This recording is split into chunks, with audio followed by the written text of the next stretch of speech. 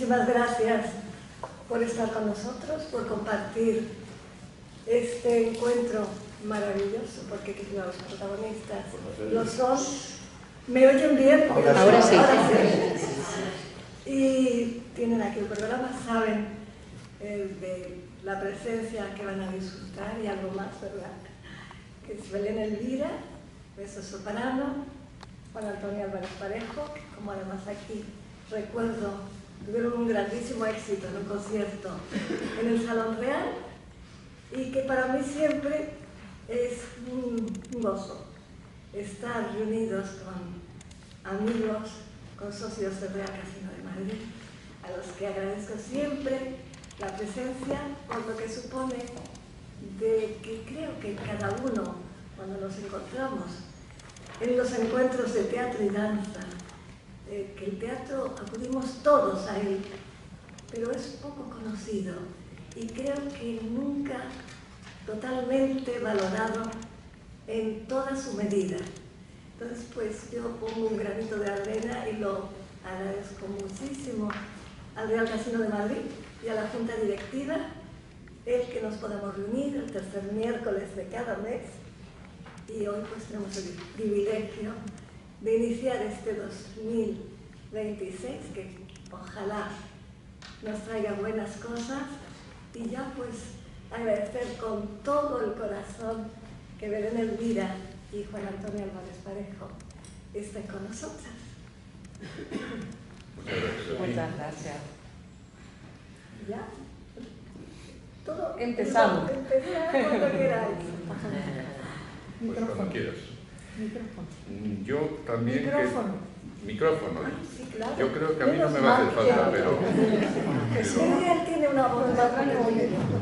Vamos a ver. ¿Así mejor? Para mí peor. Pero bueno, queríamos darles las gracias naturalmente, lo mismo que ha hecho Eugenia antes, al Real Casino de Madrid. Yo le doy las gracias también particularmente a ella, Eugenia Montero, que ha sido la artífice de que podamos estar hoy aquí. Vamos a compartir un momento de música y un momento sobre todo en el que Belén nos va a contar buena parte de su vida, que es la protagonista principal. Yo vengo aquí como pianista acompañante, que es lo que he hecho durante toda mi vida desde hace 50 años. O sea, yo vengo aquí a acompañar las ilustraciones musicales que presentará Belén en relación al tema del amor y la música, que es con el que vamos a iniciar o a plantear esta conferencia. Pero la conferenciante es ella, o sea, yo le cedo la palabra y luego me pongo al piano cuando ella considere oportuno. Me ha dejado sola. Amablemente. Buenas tardes, es un placer y un honor estar aquí. Le doy las gracias a Eugenia Montero, que siempre con su elegancia, con su saber está, y con todo su saber, porque sobrina nieta del maestro Padilla, tantas composiciones, tantas historias que nos cuenta, tanta sabiduría que además se ha encargado ella también de transmitir y de que sigamos teniendo todavía la memoria de este gran compositor español. Yo hoy no sabía cómo plantear la conferencia. Para mí es un reto porque como cantante estoy adiestrada para subirme al escenario y cantar. Por mi vida personal también estoy acostumbrada a muchas entrevistas y hablar en momentos muy duros, defendiendo situaciones familiares propias, y además en distintos ámbitos difíciles, como es en las Cortes, el Congreso de los Diputados, la televisión, con la Asociación de las Personas Desaparecidas.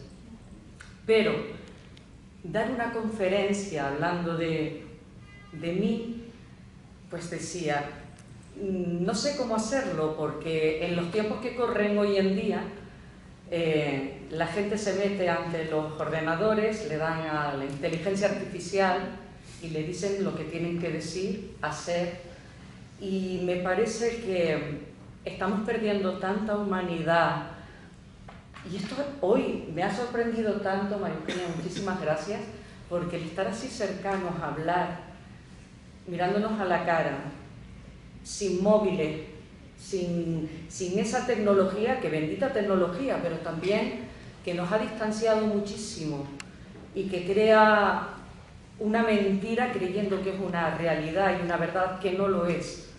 Entonces he dicho, ¿cómo puedo afrontar esta conferencia hoy?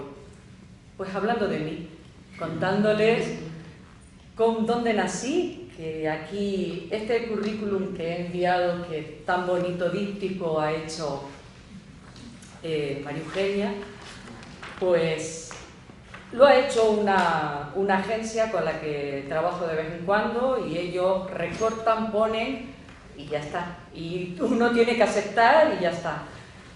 También por espacios de imprenta pues te piden una reducción y entonces bueno, pues está lo que ellos consideran más importante, pero no lo que es más importante para mí. Entonces quiero contaros dónde nací, cómo llega la música y qué es lo que hago hoy en día. Nací en un pueblo de una isla una de las islas menores del Atlántico, en Lanzarote, la Tierra del Fuego, la tierra de las montañas del fuego, la tierra de César Manrique. Y nací en un pequeño pueblo que se llama San Bartolomé, ilustre por sus batatas. Las batatas, ese boniato que para vosotros es el boniato dulce, para nosotros es la batata es más similar a la papa porque es más blanca por dentro. Y mi pueblo es ilustre por las batatas.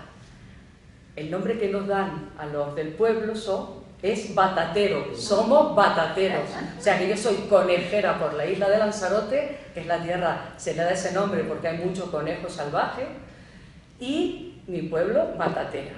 Entonces esta chica de pueblo, soy la pequeña de 6 hermanos, y esta chica de pueblo, mira, me acompaña a la sinfonía. No pasa nada. No pasa nada, no pasa nada. Nada. No pasa nada. Esta chica de pueblo crece, la menor de 6 hermanos. Mi padre regentaba un restaurante. Yo me crié en la cocina de un restaurante donde mi madre cocinaba y había una pequeña ventanita, un postigo que le decimos en Canarias. Voy a meter muchas palabras hoy, como la de antes, que están mal dichas, pero que en Canarias las decimos así, y me gusta, y sé las palabras que están mal dichas, pero quiero tener esa idiosincrasia y ese arraigo que no se pierda. Porque hoy vamos mucho con esa agresividad, porque eso lo que lo dijiste, siempre vamos buscando las segundas partes. No quiero perder mi idiosincrasia, no quiero perder mi identidad, y sé las que voy a decir que están mal dichas, pero en Canarias, en mi tierra, se habla así, se dice así.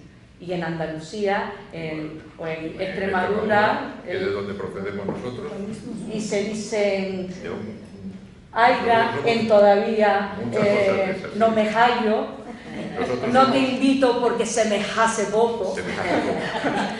¿Por qué perdemos todo eso? Porque ahora, por eso me negaba a hacer una conferencia al uso y donde una inteligencia artificial me diga qué es lo que tengo que decir y que quede políticamente correcto y bien. Pues no. Yo soy de ese pueblo, el pueblo de las batatas, de la isla de los conejos. Mis padres tenían un bar y cuando me preguntan, ¿y quién de tu familia? Y he estado viviendo aquí en Madrid 24 años, o sea, que también sé hablar con las zetas, que ya os contaré alguna historia de lo que me ha costado hacer zarzuela. Pero en mi pueblo, cuando me preguntan, bueno, ¿y usted, hay alguien de su familia que cantaba, que la música? Nadie. Yo crecí en una familia que por una desgracia familiar desestructurada me crió una vecina, al ser la pequeña de los hermanos. Mi cuna bailaba entre las calles de mi casa a la casa de la vecina, bailaba por las noches. Cuando mi madre se quedó que no podía ver por una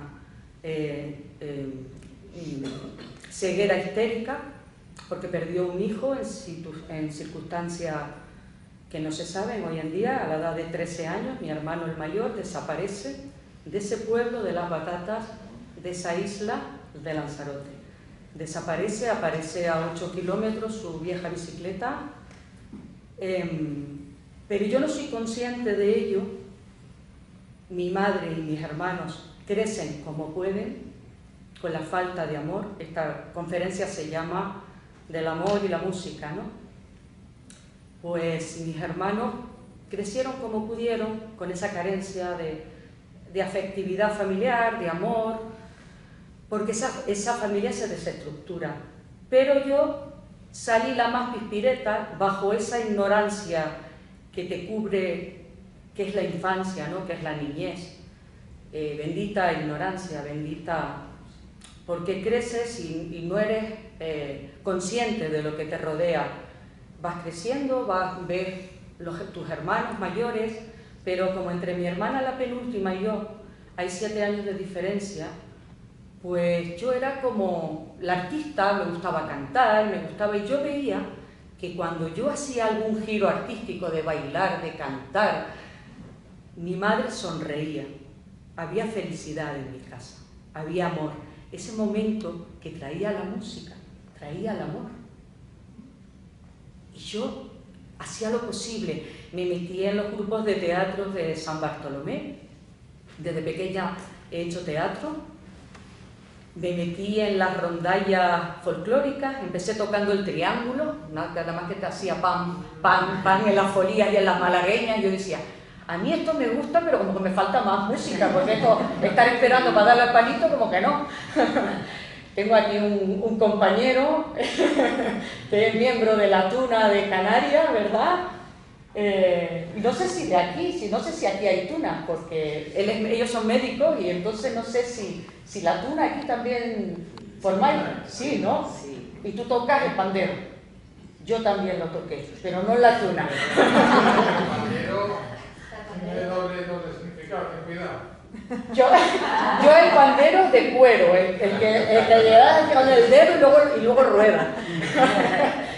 Que oye, que tiene también su truco, te tienen que enseñar, porque el pandero tiene una piel que allí lo hacen o de cabra más bien que de cordero, porque allí el cordero, la vaca y todo esto, hay muchas cabras y las cosas de los tambores y los panderos lo hacen con piel de cabra. Que por cierto, el santo de mi pueblo es San Bartolomé, que es el patrón de los curtidores.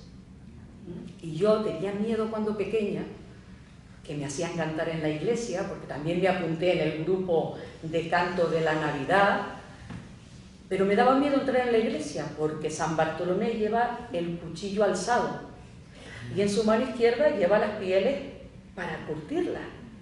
Y entonces me daba miedo que ese santo tuviese el cuchillo alzado. Y cuando lo pasaban por las procesiones por el pueblo, yo decía, Dios mío, pero a la gente no le da miedo que este señor, que tenga un cuchillo alzado. Era toda esa inocencia, esa ignorancia que me dio también el estar ajena de lo sucedido en mi familia. A medida que voy creciendo, yo veía que cuando cantaba, que cuando le decía a mi madre, he conseguido esto, voy a cantar en la rondalla en tal sitio, había una alegría. Entonces, a partir de ahí yo iba fomentando el intentar cantar cada vez más. De repente sale en la isla de Lanzarote los festivales de la canción. Y se hacían unos certámenes de música donde había que cantar con orquesta. Y aquí la niña, con 8 años, cantó Mamá, dame 100 pesetas porque a América me voy, de Rafael Acarrá. Y además no había modalidad, no había ni modalidad infantil, ni modalidad adulta, ni nada. Ahí todo junto. Y yo siempre quedaba en segundo lugar, siempre ganaba con Mamá, dame 100 pesetas, porque aquello se hizo insular de la isla de Lanzarote por todos los pueblos. que para ir de un pueblo a otro, en mi época, y todavía, déjenme decir, que el transporte en las islas menores es bastante precario y no es como aquí, como Madrid. Os pongo en situación porque para los que habéis nacido en Madrid o en otras ciudades con una infraestructura más avanzada, en mi isla todavía vas, y si te vas a Guinate, que es un pueblo de arriba donde está el mirador del río, y quieres ir a San Bartolomé, al pueblo de las Batatas, no tienes cómo ir, porque no hay guaguas, como se dice en mi tierra, para poder trasladarte. No tienes esos horarios ni eso, hay de vez en cuando, pero vamos, que si tú quieres ir a ver a un familiar, no puedes. Entonces, vuelvo al hilo de que me presento a los festivales de la canción cantando Mamá dame 100 pesetas. Los años siguientes canto La Hiedra, que cantaba Paloma San Basilio, y también ganaba. Yo decía, pues a mí esto me gusta. Además, no con música enlatada, con orquesta. Que el director de la orquesta se llamaba Los Harvard, eran los nombres de cada uno de los miembros de la orquesta, es un señor de Murcia que se llama Alfonso Duro Cabezón. Nunca me olvidaré, así era su apellido. Hoy en día lleva bastantes bandas en la isla de Lanzarote. Y yo cantaba La Hiedra, me llevaban a todos sitios y ganaba. Y mi padre y mi madre sonreían y se ponían felices del amor a la música. Y yo era tan feliz de verlos felices porque yo no sabía qué había detrás. Yo estoy hablando que tendría 8, 9 años, 10 años cuando ganaba esos festivales. Pero ellos no me llevaban, ellos no me podían llevar. Ellos estaban siempre trabajando en el restaurante y yo iba con gente del pueblo que me llevaba, que participaban. Ellos no, como digamos que yo me hice fuerte y me hice valiente a sí misma, como hicieron mis hermanos, buscando un camino, pero que yo en ese entonces no era consciente de ello. Sigo cantando, sigo estudiando, la vida me da un varapalo. Yo fui una niña que me adelantaron 2 cursos en el colegio, dicen que era inteligente, que tenía una inteligencia, me valdría para algo, pero ahora no, se me quedé en el tiempo, pero dice que tenía un percentil alto y me pasaron 2 cursos, con lo cual yo terminé la EGB antes. No sabía por dónde ir, no sabía qué hacer, y a mí me preguntaban, ¿tú qué quieres ser de mayor? Y decía, cirujano y cantante. Me quedé a la mitad de lo de medicina porque me metí en enfermería, pero luego la vida me dio un varapalo, me dio un cáncer de rodilla. Con 13 años, que había terminado el colegio con 11 años y medio, o sea que fue muy anterior, muy adelantada, pero a los 13 años me dolía todo, me salían ganglios por todo el cuerpo y de repente me dicen pues que tengo un osteosarcoma en la rodilla derecha. En aquel entonces pasé 6 meses la primera operación en un hospital. Y en esa habitación pasaron varias personas. Conocí a una extranjera que se había caído del camello en las montañas del Fuego y le tuvieron que poner una prótesis de cadera. Conocí a una nigeriana casada con un lanzaroteño que se había tirado de la azotea al suelo en un berrinche que le dio y cantaba y me cantaba canciones que me enseñó desde la cama. O sea, yo estuve tanto tiempo que aprendí tantas historias de varias personas. Estaba luego también Carmen, que me tejió unas pantuflas para que no me diera frío la pierna, porque a todo eso 6 meses boca arriba y con la pierna colgada y boca arriba, una niña de 13 años. Y Carmen me hizo esto, me hizo las zapatillas para que no tuviese frío y cantábamos tanto Y nos contaban tantas historias que venían los del office de enfermería a mandarnos callar, porque hasta las 12 de la noche, claro, por el día me ponían calmante de lo que me dolía y estaba dormida, pero por la noche se iba quitando aquello y me quedaba por cantar. Y veía que la gente se ponía feliz también. O sea, que la música para mí ha sido no solamente el amor de mi vida, sino la sanación de muchos males y ver la alegría en mi familia. Cuando ya me recupero de la rodilla, empiezo a andar con muletas, estuve mucho tiempo en silla de ruedas, vienen otras operaciones de reconstrucción, lo cual ya me tuve que ir a Tenerife, que eran las islas, la isla de más avance sanitario, ¿no? Y ahí me proponen cantar en un grupo de orquesta de las verbenas en Canarias, que allí hay mucha influencia latina, y Óscar Pérez, Juan Luis Guerra, toda esta gente, todos los años van a los carnavales de Canarias y hacen sus conciertos. Y yo dije, ¿por qué no? Según lo malo viene solo, pues lo bueno, y cuando viene, pues vamos a subirnos al carro también. Ese ha sido mi lema para solventar muchas cosas que la vida te va dando, ¿no? Empiezo a cantar y ya me vuelvo a Lanzarote, sigo en esas mismas orquestas que iban haciendo giras, pero un amigo mío, político, no todos son malos, este era un insular de un partido pequeño de ahí, y me dice, mira, van a hacer el conservatorio elemental aquí en Lanzarote, en San Bartolomé, perdona, en Arrecife. Y digo, ¡ay, qué bien! Dice, tú no cantas el Ave María, es que me está diciendo un profesor, que es el profesor de la banda de tías, que si tú cantas el Ave María de Schubert, yo no sabía quién era Schubert, perdonad, pero todo hay que decirlo, yo soy de pueblo y de una isla pequeña. En mi isla no había ópera, no había ni siquiera teatro, y lo que hacíamos era folclore canario. La tele donde salía de grande y esas zarzuelas que echaban en blanco y negro en la 2, y Lina Morga, que a veces hacía también en sus programas, eso era lo que me llegaba a mí, y cuando yo lo escuchaba me gustaba. Y el gran Alfredo Kraus, cómo no.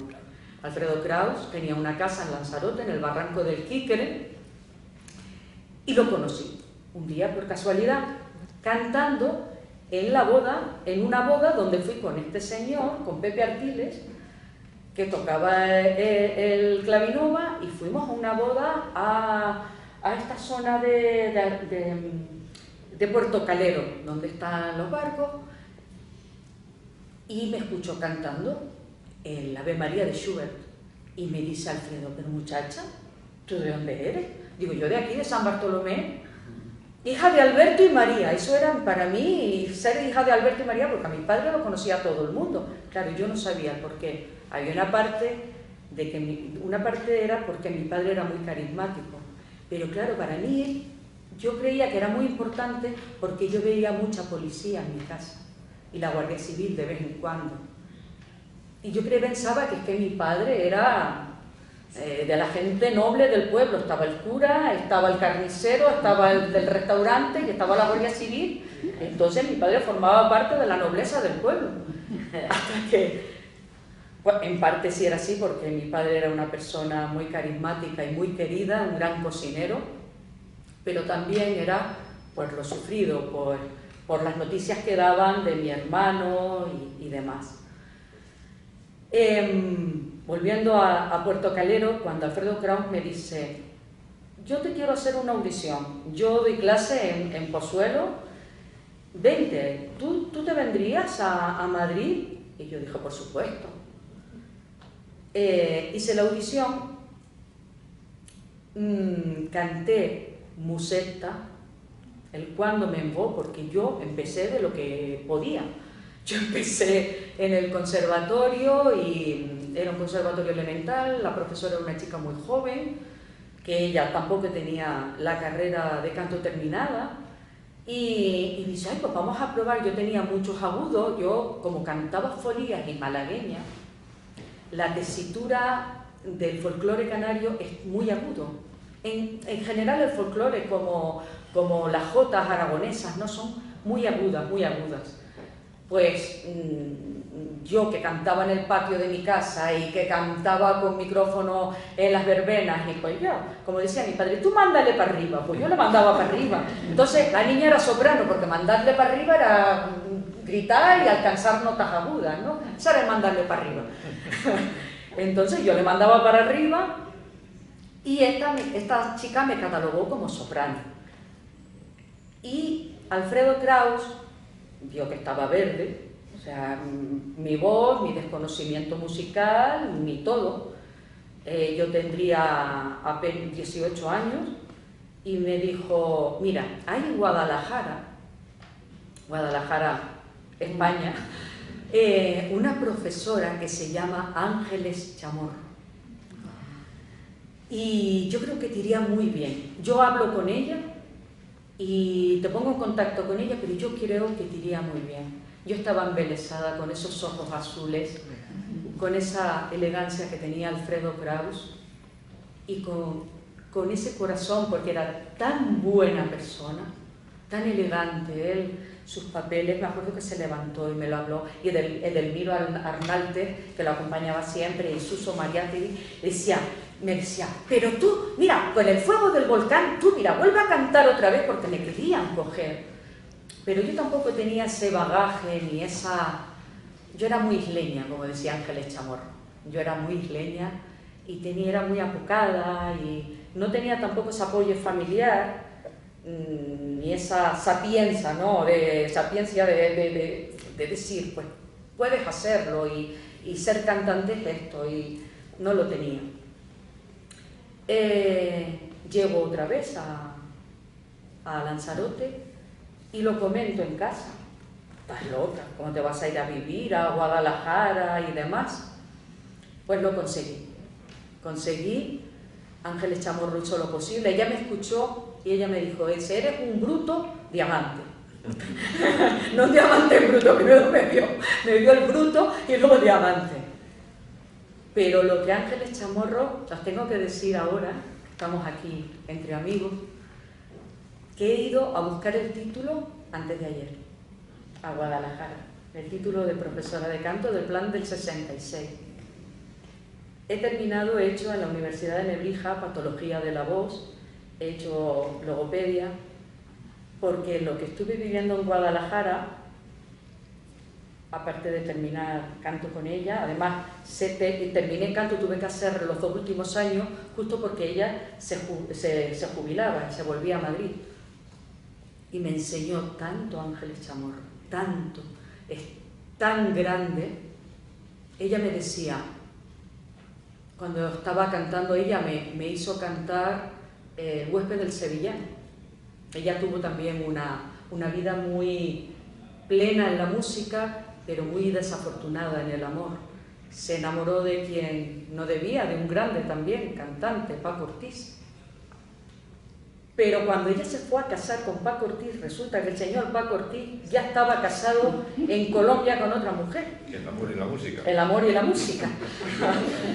Y entonces ella le dio una especie de problema de oído, estaba haciendo en esa época las canciones de Pedrell, que la estaba grabando, estaba haciendo el Elixir de Amor, y estaba haciendo también El Gato Montés. Todas esas grabaciones ella me las regaló en cassette, en cintas.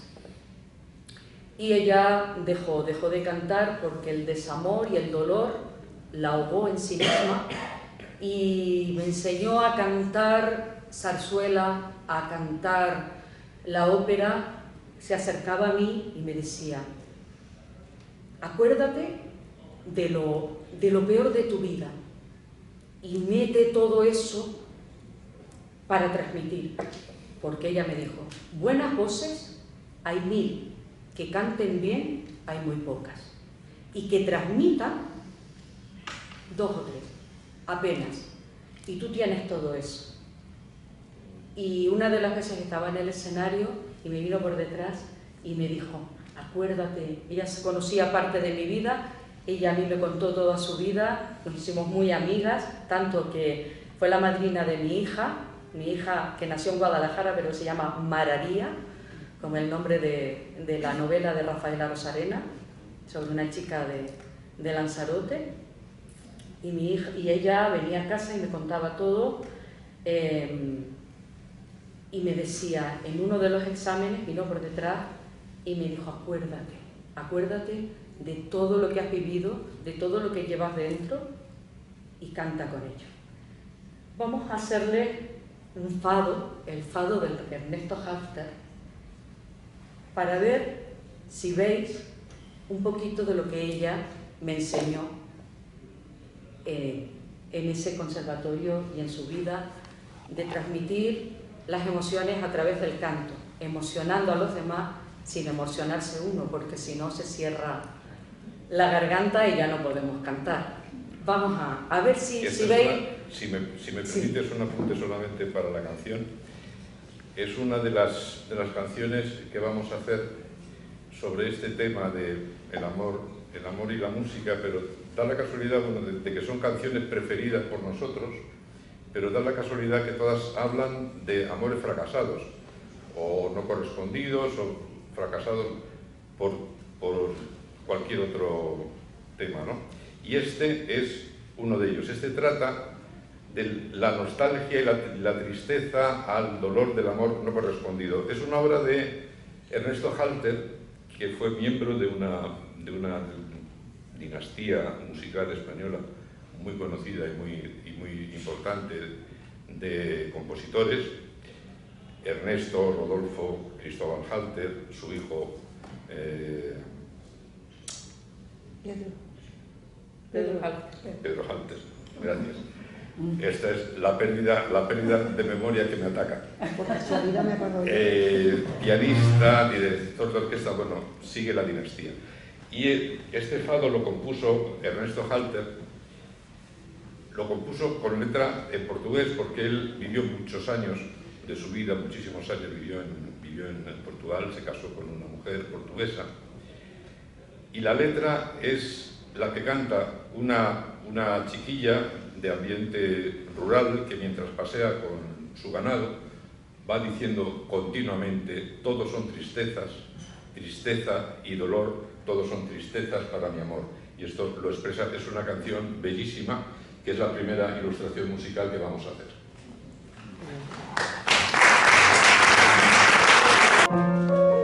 Ay, qué lindo sospecho que no yo solo yo le engrasaba.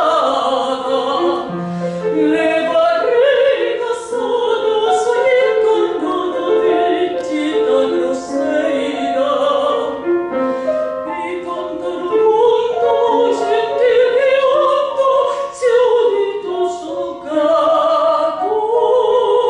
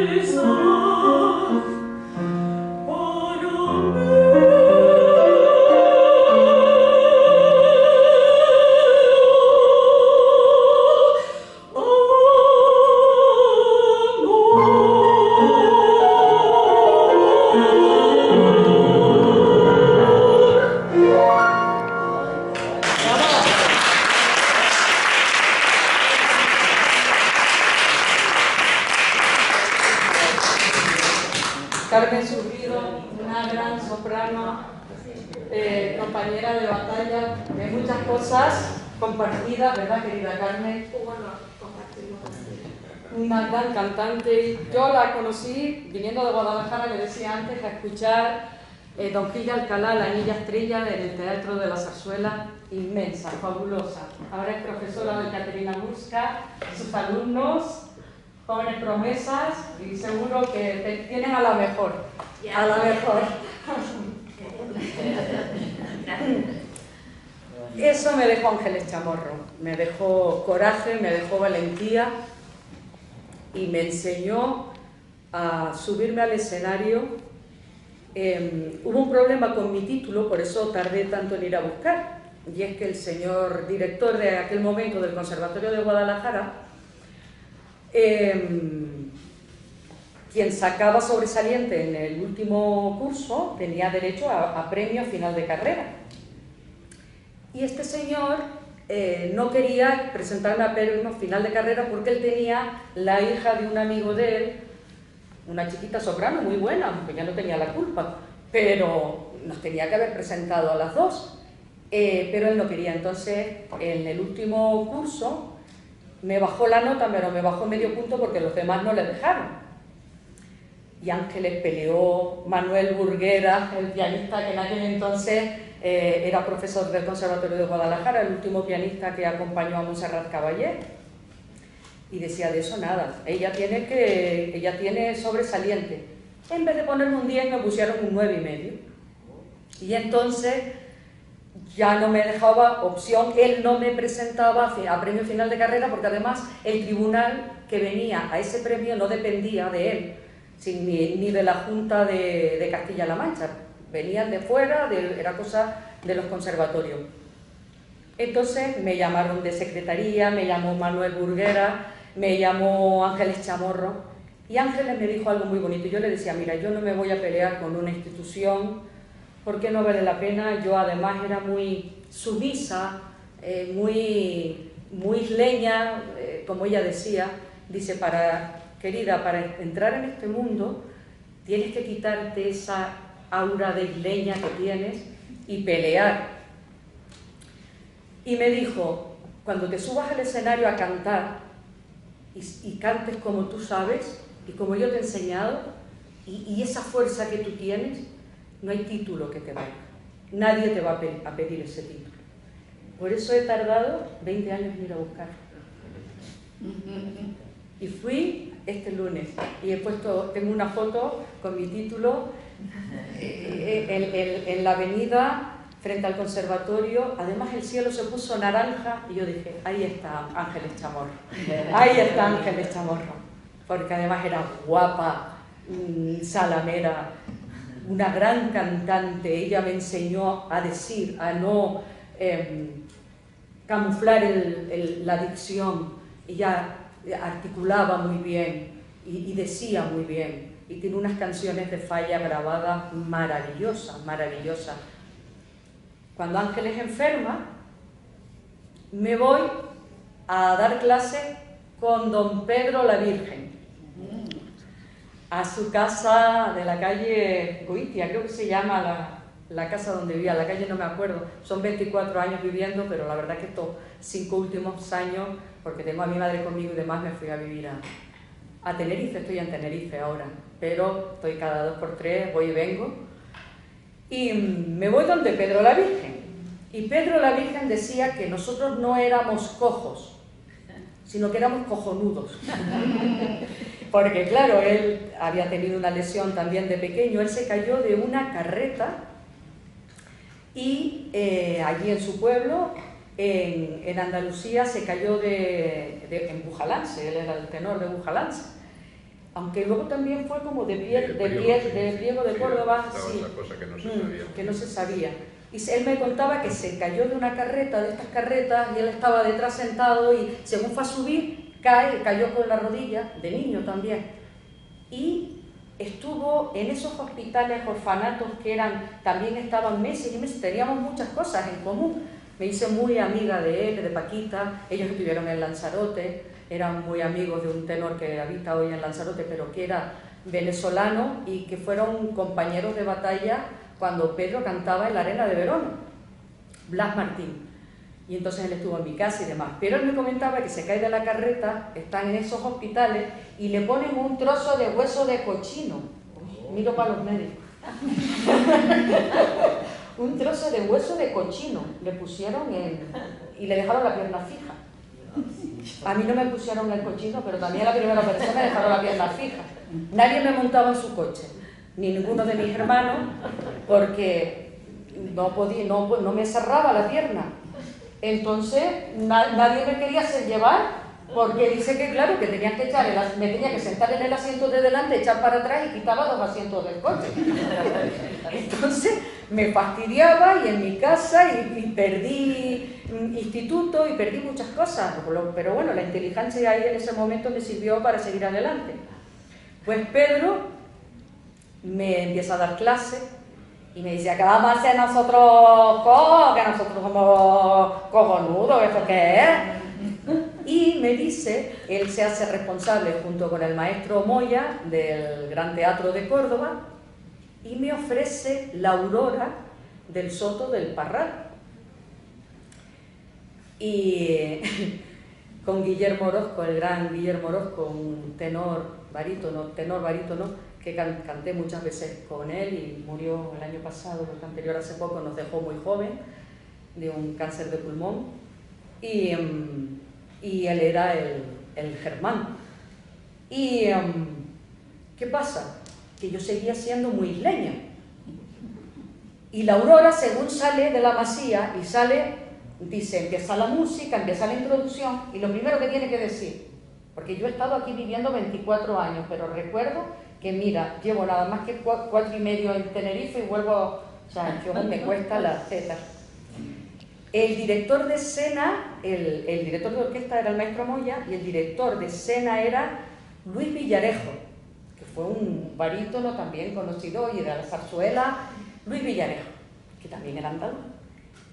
Y sale la Aurora, yo empezaba a cantar todo maravilloso, Pedro se volvía loco cuando yo cantaba, porque ese sol que tú tienes. Pero lo malo era cuando yo hablaba. Y la primera intervención de Aurora, según sale, es: sí, el ama, que no puede estar en su devoción sin perjuicio de su hacienda. Estuve 4 meses, ya que yo no había manera. Porque yo decía, Pedro, o pongo la lengua afuera o la lengua adentro, pero para adentro y para afuera no puede ser, ¿qué hago? Y yo entonces busqué una alternativa. Villarejo se tiraba por los suelos y decía, pero mujer, que ya tiene toda la ópera hecha y que no puedes hablar con la Z. Y digo, si yo puedo hablar, pero ceceo, ¿tú quieres que yo lo haga? Ceceo, como el Eliseo. Yo ceceo y hago...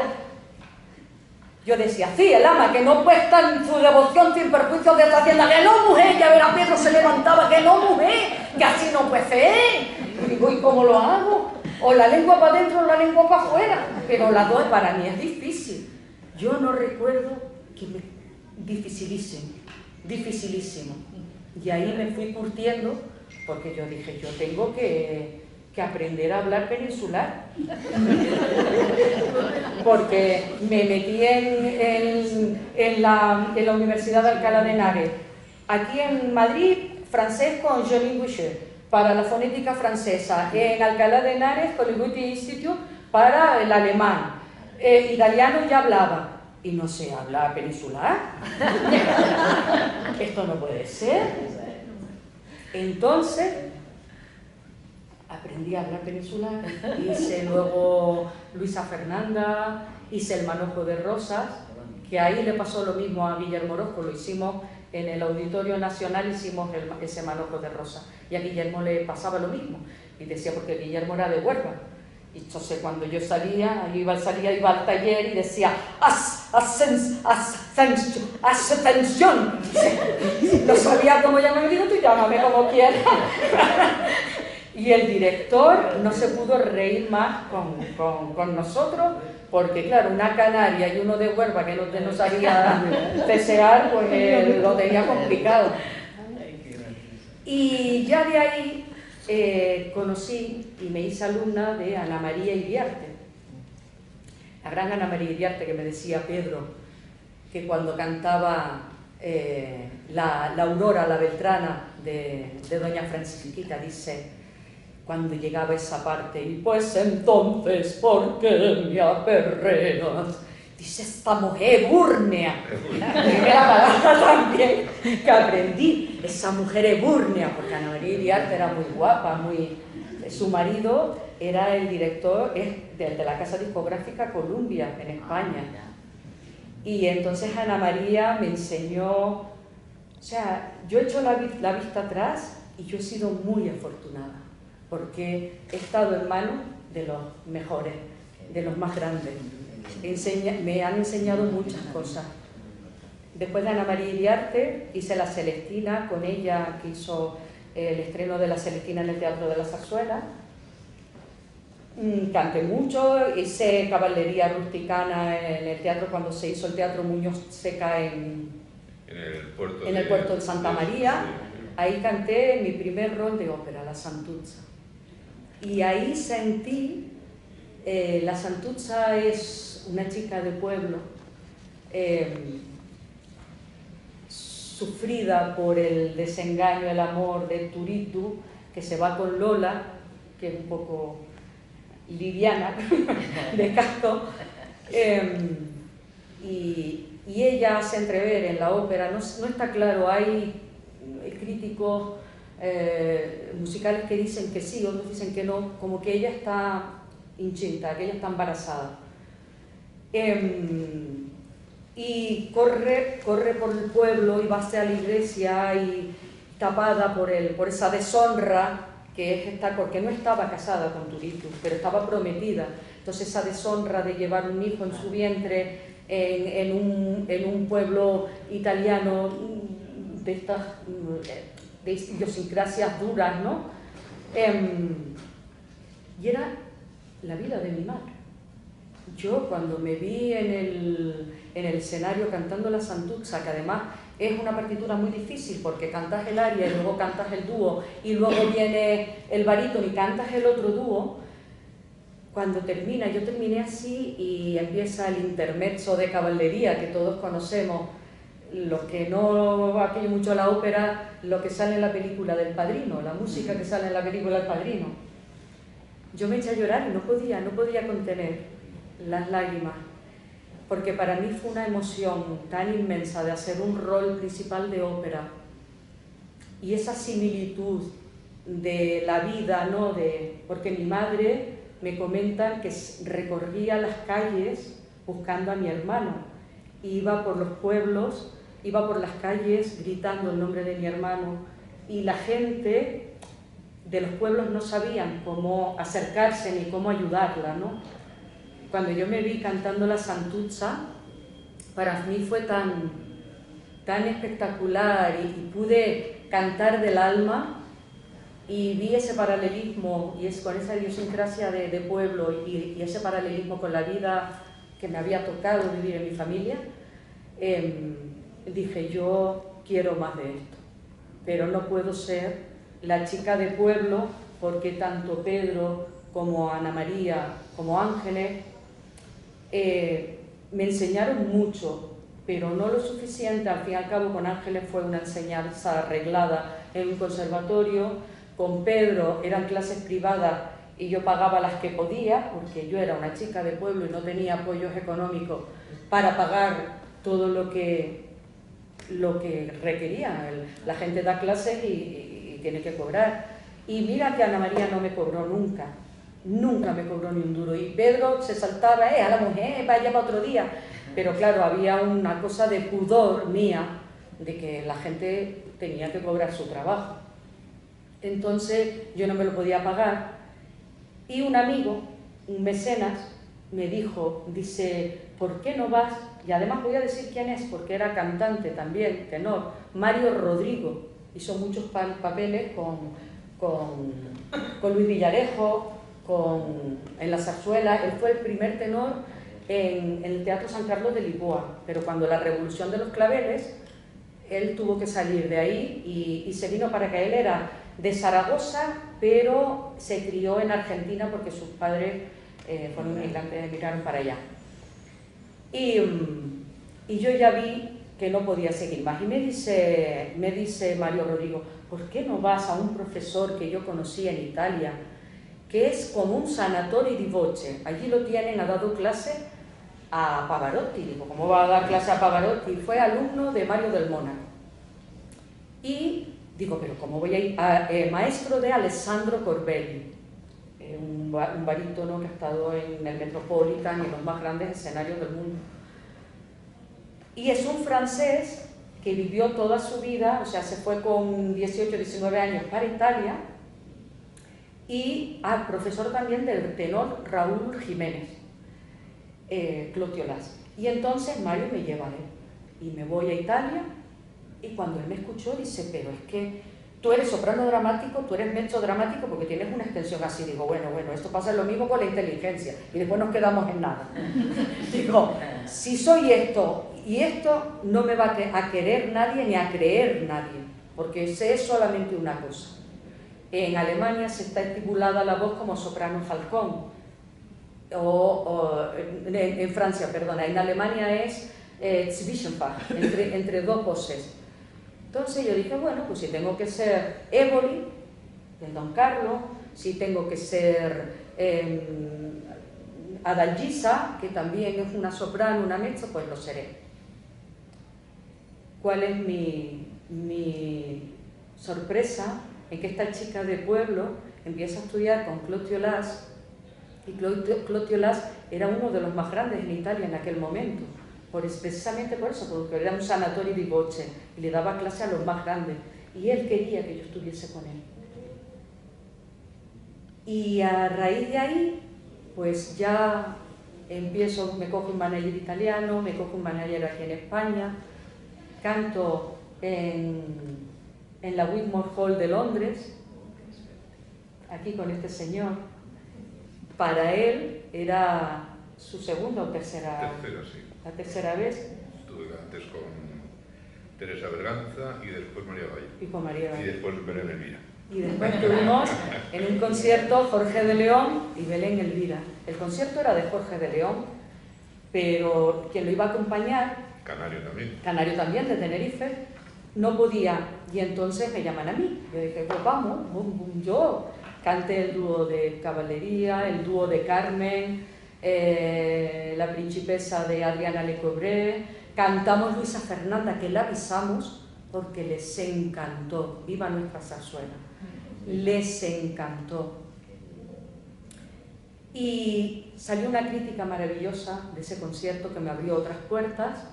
Estuve en Verona cantando Salomé de Strauss, estuve aquí en la Almudena cantando con Plácido Domingo ante 5.000 personas, que se retransmitió por unas pantallas gigantes. Habían 2.500 personas dentro, 4.000 y pico fuera, y yo miraba en la sala Wigmore Hall, cuando había en la sala un montón de fotografías donde estaba Barenboim, donde estaba Jessie Norma, y de repente había un espejo ocre, antiguo, precioso, difuminado, y me miré y dije, aquí está Belén Elvira, la hija de Alberto y María, hoy cantando aquí, y me abrían las puertas. Yo parecía Pretty Woman en la película, porque claro, yo me quedaba mirando porque me abrían las puertas para salir a cantar, un señor vestido así de botones, con sus botones dorados, y yo salía a cantar ahí. Y miré a ese espejo y dije, aquí está Belén, la del pueblo, cantando en la sala donde está toda esta gente grande. Así que vamos a cantar ahora. ¿Qué vamos a hacer? Vamos a hacer una canción del maestro Padilla que nos ha pedido.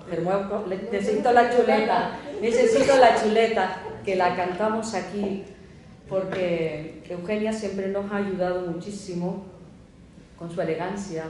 La conocimos, que quería hacer un monográfico de su tío, y lo hicimos aquí, en el salón, y nos regaló oro, porque las partituras que nos dio, siempre a disposición, había manuscritos que no se podían ver, los arreglaron todo, Aquí Juan Antonio también trabajando junto con ellos, siempre con esa dulzura que la caracteriza y esa elegancia. Y hay una que se llama El amor eres tú, que tiene una melodía de las más bellas. Es maravillosa porque lo conocemos por el Relicario, por Valencia y por muchas cosas, pero hay tantas obras desconocidas, ¿verdad? Y espectaculares y maravillosas. No lograron tanto éxito. La Bruna Gitana. Pero esta del amor eres tú, que habla del amor, del desamor. Y tanto es así que al final el protagonista o la protagonista, porque le pueden cantar igual hombres que mujeres, es tanto el desamor y el tormento que tenía que acaba yendo a un convento para terminar allí sus días, porque ahí estaba seguro que la Virgen le iba a aceptar y no le iban a fallar como le falló el amor que se refleja en esta canción de José Padilla. Músico al que yo creo que todavía no se le ha hecho la justicia necesaria en este país nuestro, que tanto nos cuesta trabajo reconocer a los nuestros. Se le puede comparar en esa época en la que él estuvo en París, estuvo en todas partes del mundo, alternando con los mayores artistas de la época, Chevalier, bueno, tantísimos grandes. Era una figura mundialmente conocida, todo lo que tocaba lo convertía en oro, pues porque eran maravillas. Hizo La Violetera. La Violetera era una canción admirada por Ravel, por ejemplo, que la ponía como ejemplo en sus clases de armonía y contrapunto. Dice, habría dado la mano derecha por haber compuesto algo parecido a La Violetera. Se lo decía a sus propios alumnos, ¿no? Efectivamente. Bueno, vais a ver que es una canción preciosísima, con una letra muy bonita en francés, y eso, el protagonista o la protagonista, en este caso que lo va a cantar ella, acaba en un convento de tanta tortura, de tanto tormento, que le dejó su amor frustrado, ¿no? O su amor no correspondido.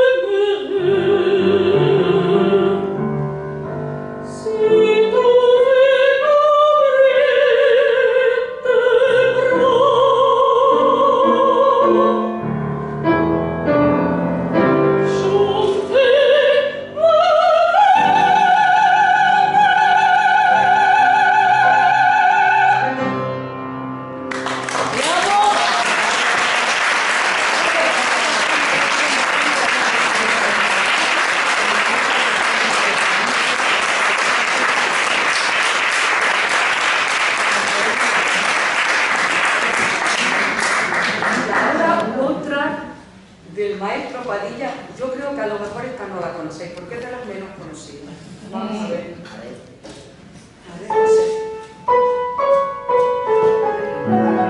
¿A que no?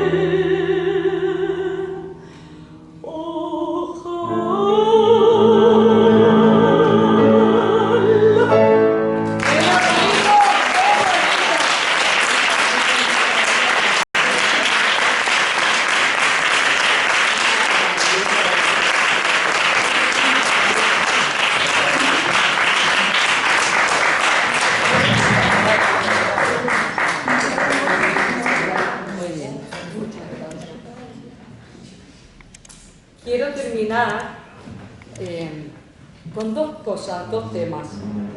Uno triste y otro... Bueno, triste no, tampoco es triste.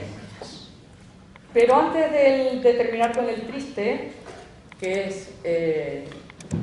iba a cantar otra cosa, un arrorro canario, pero se nos va mucho de tiempo. Me han aguantado ustedes el rollo mucho rato. Pero en mi vida, en esta profesión, al igual que el amor, que aquí mi marido, desde hace 16 años estamos juntos, bueno, ahora ya para 17 ya. Se va a cumplir enseguida. Que tenemos el amor y la música en casa, tenemos la suerte de tener grandes amigos. En mi vida siempre ha existido mucha pérdida, y siempre hemos estado buscando a mi hermano, he ido por diferentes platos de televisión, porque Paco Lobatón me llama para buscar a mi hermano. Me han nombrado la voz de los familiares de las personas desaparecidas. Estuve en Got Talent, no porque yo quisiera estar en un formato de concurso televisivo, sino porque me llamó, recién llegado a Tenerife, me llamó Paco Lobatón y me dijo que le habían llamado desde Mediaset para hacer la comparecencia de un grupo de familiares de personas desaparecidas, porque se había hecho el formato de Got Talent en un formato británico y se había hecho, con el caso de Madeleine McCann, se había hecho allí en Gran Bretaña. Entonces, que había tenido mucho éxito, que los familiares hicieron un coro. Entonces Paco le dijo, mira, yo coro no voy a hacer porque ni tengo capacidad ni sé, pero una familiar de uno de los desaparecidos es cantante de ópera profesional y se lo voy a comentar. Yo cuando Paco me llamó, yo decía, Paco, Got Talent, Risto me pide, hacemos ahí. Es como de estas cosas antipáticas que es para dar carnaza. Y yo dije, nos hacía la Sony contrato y demás, y yo dije, yo no quiero. Pero Paco me dijo una cosa, pero yo le pregunté, ¿qué quieres tú que yo haga? Y me dijo, hombre, yo te entiendo a ti como profesional, pero yo voy a estar a tu lado en todo momento y yo creo que daría bastante visibilidad a la causa. Digo, pues no se hable más. Fuimos a Got Talent, canté La Mamma Morta, yo sé que es de soprano, pero es lo que a la gente le gustaba y que conocen, ¿no? Y pasamos. Y dio tanta visibilidad a eso que se rescataron casos de personas desaparecidas que estaban en el olvido, casos que no son tan mediáticos como otros, que por desgracia pues nadie decide el nacer. Entonces, por mero hecho de ser a lo mejor de un barrio pobre, pues no se le ha dado tanto. Pero un hijo, cuando se desaparece un hijo, es un hijo, sea del barrio más alto de la aristocracia como el más pobre de una barriada, ¿no? Entonces, hemos hecho una gran familia porque esos familiares me han dado las gracias y en un pueblo de Murcia que se llama Albudeite han puesto, el alcalde de ese pueblo me vio en televisión y me dijo, yo quiero ayudar a esta plataforma. Entonces nombró la avenida por las personas desaparecidas y hay por toda la avenida hay unos monolitos con códigos QR donde ahí está mi hermano, tú vas con el móvil, para eso sirven las tecnologías, no para distanciarnos sino para acercarnos y para informarnos en estos casos y te dice toda la información y la esperanza de los familiares de encontrarlos, ¿no? De que alguien pueda decir, pues yo lo conozco, pues se me parece. En el caso de mi hermano han pasado esa es la desaparición más antigua de los registros que hay de las personas desaparecidas. Estuve luego en el programa de Iker Jiménez también, y gracias a Iker dice que no te han cogido las huellas y no había cotejación de hallazgos con el ADN, no nos lo habían cogido nadie, nunca. Y para mi madre pues se abrió una ventana de luz. Entre toda esta tristeza y esa desesperación que no le deseo a nadie, porque cuando se muere alguien hay un dolor inmenso, pero sabes dónde está y dónde ha ido. Los que creen y tienen fe pues ya saben dónde van y los que no pues también lo tienen ahí. Pero en el caso de mi madre no sabe dónde está su hijo, ni dónde ir a llorarlo, ni a buscarlo, ni el por qué, porque era una isla hace 50 años, no había barcos ni aviones tan asiduos como ahora, había uno a la semana si acaso. Entonces, entre todo este peregrinaje, aquí, hoy, hay personas que me han dado lo más grande, que es la mano, el apoyo. Esta señora me salvó la vida una de las veces que tuve una septicemia y así la conocí, y ella, luego cuando salí del hospital de aquí de San Chinarro, donde estuve a esto de morir, me dijo, o sea, a mí la vida me ha tocado varias veces las puertitas del cielo, lo que pasa es que San Pedro me manda para abajo. Y fuiste luego a ver la Francisquita. Y él ya me escuchó la primera vez en América. Se crió con las zarzuelas, sí, sí, sí.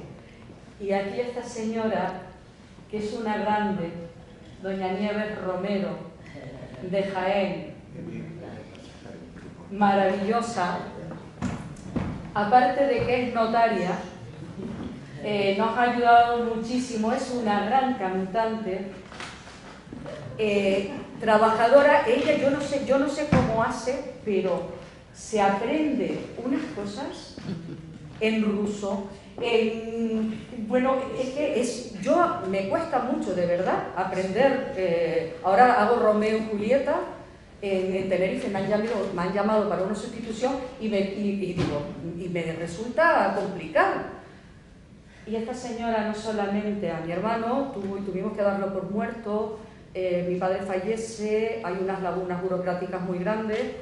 Esta señora nos ayudó en lo más grande, y esta señora me ha llevado de la mano en muchísimos, aquí a mi marido y a mí, en muchísimos escenarios de una belleza, porque ella es de Baeza, vive en Baeza, y nos ha llevado por todos los escenarios con una belleza, porque ella se encarga de todo, del protocolo, de hacer todo lo que es montar el concierto, porque hace conciertos temáticos. Y es una historiadora porque saca de archivos que hasta yo, con todos mis títulos, mi profesionalidad y con todo lo que he ido, desconozco. Y ella los ha sacado a reducir y nos lo ha enseñado. La adoro, la quiero mucho. Y cómo no, quien siempre se rodea de gente grande, se rodea de gente grande. Lo he dejado para el final, porque es un grandísimo cantante y tal como tiene su voz, tiene su alma. Hemos sido sufridores del mercado de los managers del canto, lesionados, y entonces ahí nos hicimos una gran cooperativa, con nosotros dos solos, la derecha y la izquierda de esa cooperativa, y cuando tenemos algún problema canoro o lo que sea, él se llama Gabriel Blanco, es un barítono con una voz, pues como es su corazón y su alma. Por eso está al lado de una grande siempre, muchos juntos. Él está también en el IFEMA, en el espectáculo GUA, lleva tiempo, es un grande, pero es muy humilde, él no le gusta darse a notar, pero su voz es espectacular, de los barítonos verdianos grandes, de lo de verdad. Y entonces yo le he dicho, ¿por qué no nos echamos un dúo de zarzuela? Maestro. Me han liado, porque yo no venía preparado para esto, para nada, ni tengo la partitura. No tiene la partitura, ¿no? ¿No has tenido la partitura? Bueno, pues vamos a ver cómo sale. Vamos a ver cómo sale. Porque hay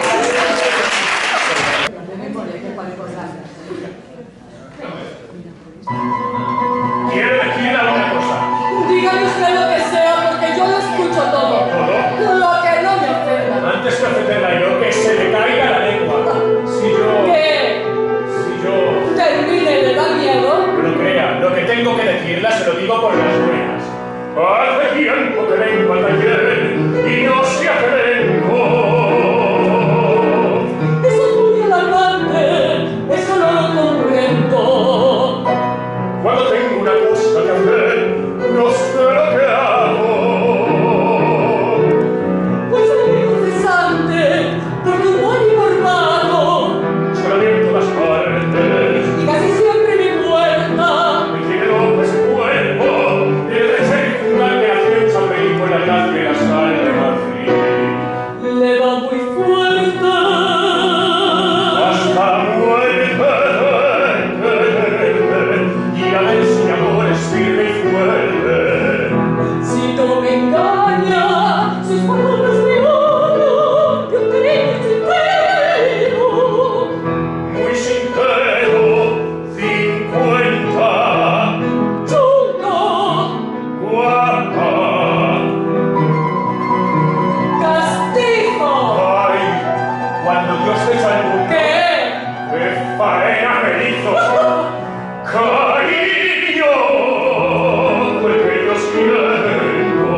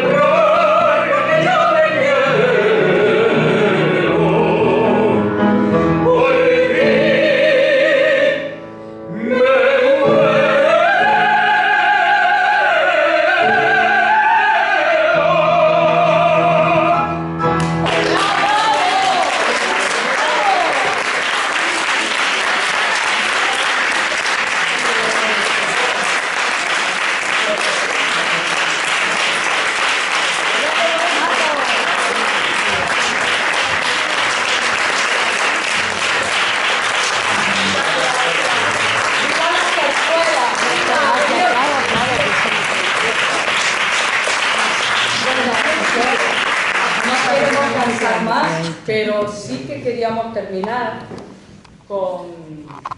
Nos echamos el Piazzolla, que sé que es que a él le gusta mucho, y a nosotros y a mi madre voy a cantar Los pájaros perdidos, pues eso, los que no están y vienen del más allá.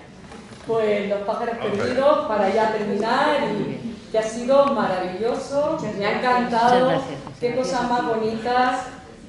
Gracias, María Eugenia, porque hay cosas que llegan al alma y que no se olvidan nunca, y son las que prevalecen y permanecen siempre en la memoria de todos.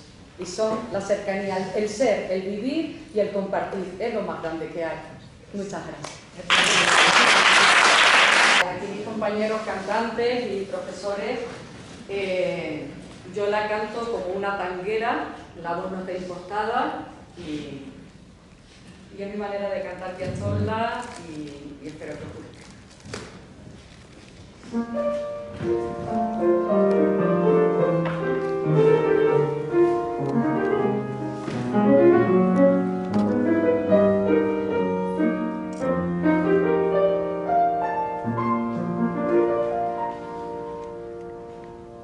Amo los pájaros perdidos que vuelven desde el más allá.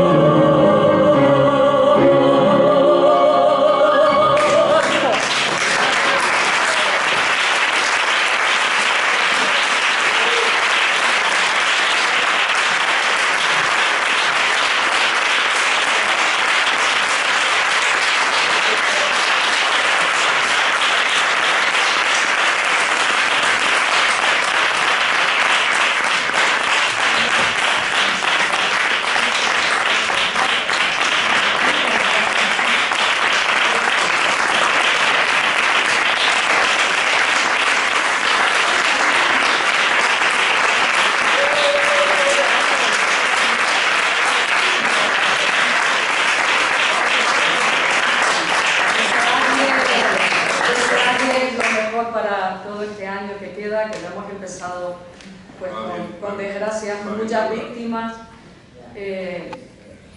Mis condolencias a todos esos familiares que están sufriendo y para los que tenemos que seguir viviendo, porque la vida es así, es inevitable, tenemos que seguir adelante y tenemos que seguir buscando alegría y viviendo el día a día con ilusión por los nuestros, por los que ya no están y por los que vienen en el camino.